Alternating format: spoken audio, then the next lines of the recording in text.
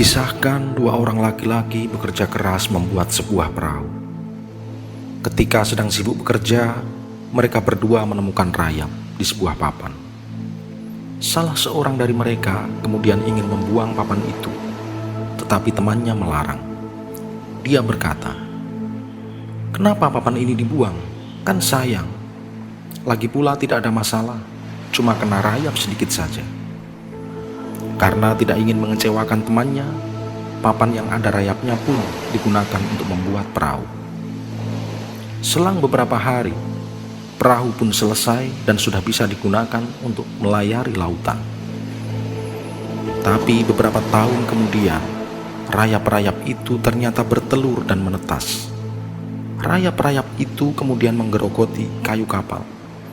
Bahkan rayap-rayap itu menyebar kemana-mana hingga memakan kayu yang ada di lambung kapal.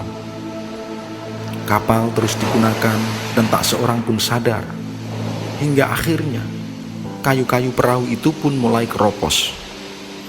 Dan ketika dihantam oleh ombak besar, air berhasil menembus masuk dari celah-celah dan lubang-lubang kayu. Karena hujan juga sering turun dengan deras, para awak perahu tidak mampu lagi menguras air yang masuk ke dalam perahu, sehingga akhirnya perahu itu karam. Di dalamnya terdapat barang-barang berharga dan nyawa manusia.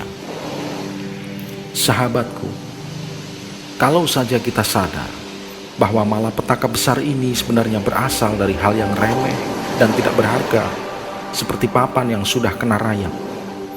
Kalau saja ketika membuat perahu dahulu, papan itu dibuang, tentu saja malapetaka ini bisa dicegah. Dan begitulah kalau pada kenyataannya kita sering tidak sadar kalau perbuatan-perbuatan kesalahan kecil dan remeh yang kita lakukan kadang-kadang justru malah menimbulkan malapetaka besar. Orang bijak pernah berkata, "Berhati-hatilah dan berhematlah atas pengeluaran-pengeluaran kecil. Kebocoran kecil bisa mengaramkan kapal."